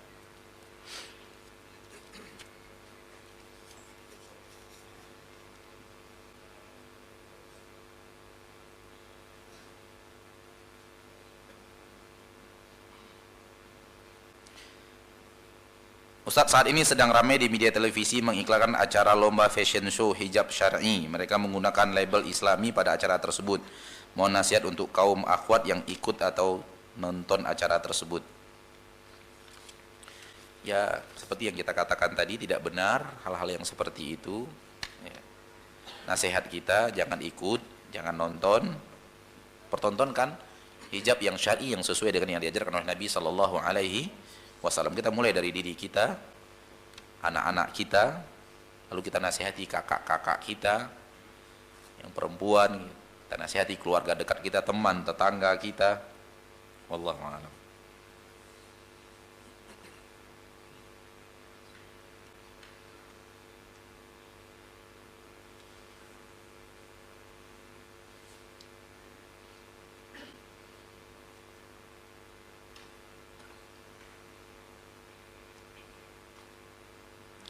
Bagaimana hukumnya Kalau ada orang yang berdakwah yang selalu mengatakan tentang kehebatan para wali dan menyatakan seseorang adalah wali, lalu memimpin bacaan-bacaan Al-Quran untuk para wali tersebut, apakah ini benar di dalam agama Islam? Wali Allah itu ada. Allah menerangkan di dalam Al-Quran, ada orang-orang yang menjadi wali Allah. Nabi mengatakan di dalam hadis. Jadi wali Allah itu hak, ada manusia-manusia yang wali Allah di permukaan bumi. Namun untuk mengklaim saya dia wali itu nggak ada. Itu dia orangnya tuh, yang wali itu tuh orangnya tuh, nggak ada. Jadi bedakan. Soal wali ada, manusia-manusia yang wali-wali Allah ada, bukan tidak ada. Tapi apakah saya orangnya? Wallahu a'lam. Apakah dia orangnya? Wallahu a'lam. Gaib. Karena kalau sudah kita klaim dia wali Allah, sudah kita pastikan dia ke surga. Karena wali Allah itu tidak akan mungkin masuk neraka. Dan mengklaim surga untuk seseorang haram. Kecuali orang-orang yang telah diterangkan oleh Al-Quran dan hadis Nabi, dia adalah ke surga. Abu Bakar, Umar, Uthman, dan yang lainnya para sahabat Nabi, Muhajirin wal Ansar, syuhada Badar, yang hadir di perang Badar, syuhada Uhud dan semacamnya, orang-orang yang hadir di Bai'atul Ridwan, sudah dinyatakan oleh Nabi SAW, oleh Allah Tabaraka wa Ta'ala, mereka surga. Maka kita nyatakan mereka ke surga.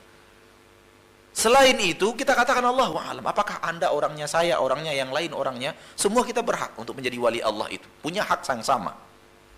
Namun tidak boleh mengklaim sayalah orangnya, dialah orangnya. Karena Nabi mengatakan,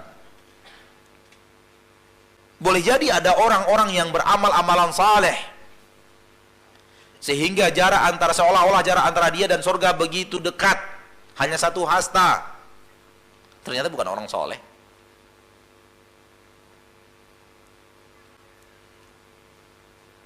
Allah pertunjukkan bahwa dia bukan orang soleh di akhir hayatnya, sehingga dia wafat dengan su'ul khatimah. Jadi untuk mengklaim fulan wali itu tidak ada dalam agama kita. Wali itu ada, namun Allah yang merahasiakan. Siapa di antara kita yang menjadi wali? Yang Allah benar-benar menjadikan dia wali Allah Subhanahu wa ta'ala. Syaratnya di dalam Al-Quran, orang yang bertakwa. Inna awliya Allahi la khawfun alaihim wa lahum yahzanun. Di dalam Al-Quran, inna awliya Allahi la khawfun alaihim. Coba, siapa yang hafal Al-Quran? Coba lihat. Yunus 6:62. Mari kita lihat surat Yunus 6:2.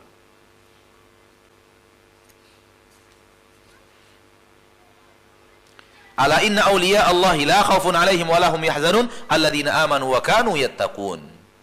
Ketahuilah bahwasanya sesungguhnya wali-wali Allah, berarti ada wali-wali Allah. Tidak ada rasa takut kepada mereka, dan juga mereka tidak sedih. Mereka adalah orang-orang yang beriman, dan mereka adalah orang-orang yang bertakwa. Jadi siapapun yang beriman dan bertakwa, wali Allah. Maka semua kita berhak menjadi wali Allah itu. Bisa menjadi wali Allah itu asal kita beriman dan bertakwa. Mengklaim kita adalah wali Allah, kebatilan. Karena kita sudah bicara alam gaib. Kita sudah bicara rekomendasi Allah. Siapa yang mendatangkan rekomendasi itu untuk kita? Maka kalau itu salah, yang lainnya juga ikutan salah. Wallahu a'lam.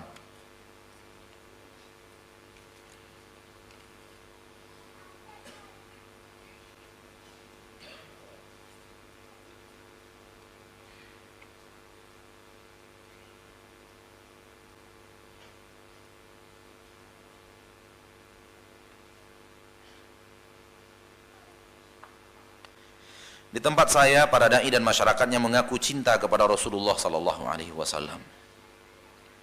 Ya, masyarakat kita juga seperti itu, dan kita juga seperti itu, mengatakan kita cinta kepada Rasulullah sallallahu alaihi wasallam.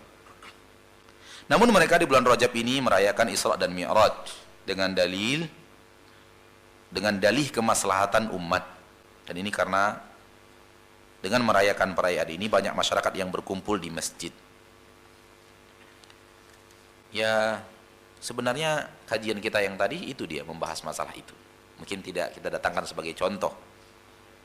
Kita kembalikan kepada Rasul. Apakah Rasul itu merayakan Isra dan Mi'rajnya? Kenaikan beliau ke langit itu dirayakan? Tidak, berarti bukan Islam. Nabi saja tidak merayakan. Beliau yang naik, beliau tidak rayakan. Generasi terbaik umat Islam, para sahabat, kita disuruh mencontoh mereka, apakah merayakan? Baik ketika Rasulullah hidup atau setelah Rasulullah wafat? Tidak merayakan. Berarti bukan Islam.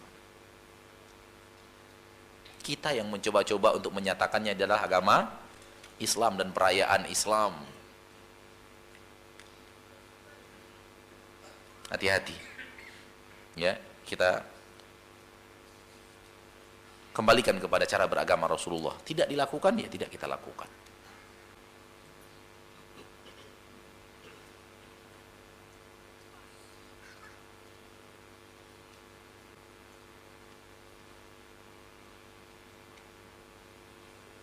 Sebagian luar sana terkadang menggunakan hadis lemah dan bahkan hadis palsu dalam menjalankan ibadah kepada Allah dengan alasan hadis ini mengajarkan kebaikan. Apakah orang ini melaksanakan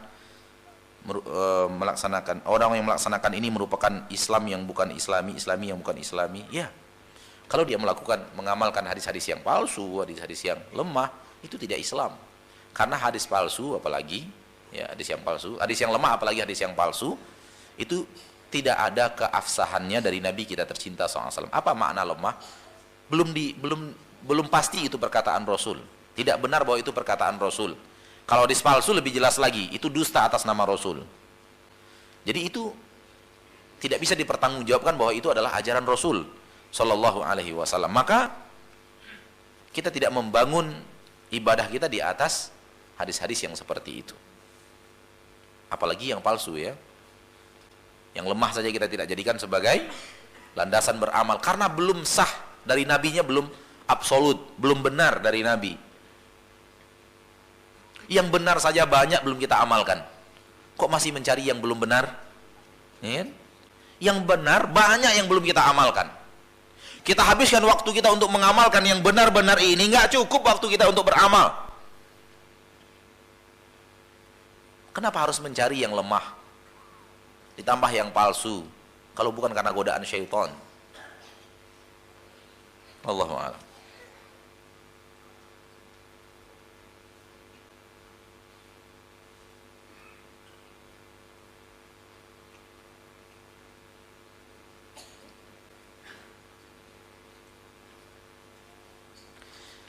Ustadz, beberapa waktu yang lalu Profesor Dr. Quraisy Shihab menyatakan bahwa tidak ada manusia yang dijamin masuk surga dengan dalih sebuah hadis yang menjelaskan bahwa tidak ada seorang pun yang masuk surga karena amalnya, termasuk Rasulullah Sallallahu Alaihi Wasallam. Mohon penjelasannya, Ustadz.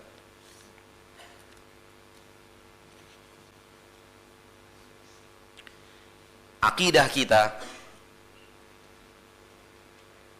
sebagaimana yang disampaikan oleh Rasul kita tercinta Sallallahu Alaihi Wasallam, seluruh pintu surga itu Nabi yang minta bukakan. Seluruh pintu surga Nabi yang minta bukakan, baru malaikat penjaga pintu surga itu mau membukakan. Nabi yang mengatakannya. Sallallahu Alaihi Wasallam, Fa'ati abwabal jannah, saya mendatangi pintu-pintu surga. Wa astaftihuha, saya minta bukakan kepada malaikat penjaga pintu surga itu. Fayaqulu man anta, berkata malaikat penjaga pintu surga, kamu itu siapa? Engkau itu siapa? Minta bukakan, kamu siapa? Karena malaikat penjaga pintu surga nggak pernah turun ke bumi untuk melihat Nabi Muhammad Sallallahu Alaihi Wasallam. Berbeda dengan malaikat Jibril, berbeda dengan malaikat Mikail, berbeda dengan malaikat-malaikat gunung, berbeda dengan malaikat siang dan malam yang silih berganti turun ke permukaan bumi. Yata'aqabuna fikum malaikatun bil-laili wa malaikatun bin-nahar. Malaikat penjaga siang dan malam silih berganti, naik dan turun. Malaikat penjaga pintu surga tetap di tugas penjaga pintu surga, enggak pernah turun ke bumi. Enggak ngerti wajah Nabi Muhammad sallallahu alaihi wasallam. Fayaqulu man anta, dia berkata engkau siapa? Fa aqulu Muhammad, aku adalah Muhammad. Fayaqul, berkata malaikat-malaikat tersebut, bika umirtu alla aftaha li ahadin qablak. Saya diperintahkan Allah agar saya tidak membukakan pintu ini kepada siapapun yang minta buka sebelum engkau datang. Hanya engkau yang diizinkan Allah minta bukakan. Kalau itu yang kita minta buka Muhammad, bukakan. Kalau tidak, jangan. Seluruh pintu surga.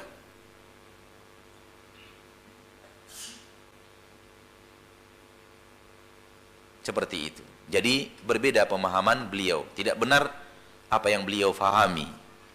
Ya, wallahu a'lam. Tanpa mengurangi rasa hormat kita kepada manusia secara umum termasuk beliau, tanpa mengurangi rasa hormat kita kepada titel-titel beliau, tapi itu batil. Yang batil adalah batil siapapun yang dari siapapun datangnya, di negeri apapun datangnya. Walaupun di kota Mekah batil, kita katakan batil. Di masjid Nabi ada yang batil, kita katakan batil.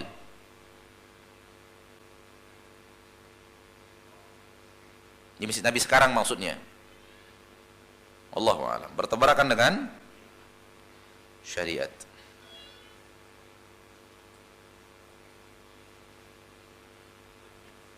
Para sahabat saja Allah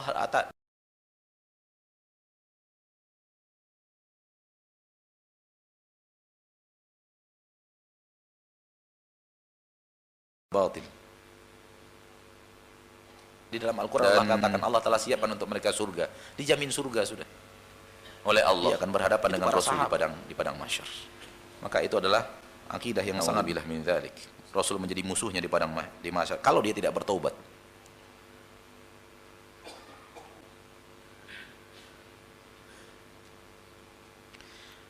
Bolehkah kita menggunakan fasilitas masjid untuk kepentingan pribadi? Pertanyaannya tidak jelas. Kenapa saya katakan tidak jelas? Karena jawabannya ada pada apakah kepentingan pribadi itu. Di situ jawabannya. Maka ini tidak bisa dijawab, Pak. Pertanyaan ini tidak bisa dijawab. Karena tergantung kebutuhan pribadinya, penggunaan untuk kebutuhan pribadinya apa. Gitu. Setelah dinyatakan kebutuhan pribadinya apa, baru ada hukum boleh. Bolehkah saya makan daging di pinggir jalan? Belum ada hukum di situ, belum boleh jawab. Daging apa dulu yang dia makan? Ya kan? Daging apa dulu yang mau dimakan? Hukumnya ada di daging apa yang ente makan. Di situ baru keluar hukum. Ada pertanyaan di Mesir kepada salah seorang ulama Mesir. Bolehkah nikah di Mesir?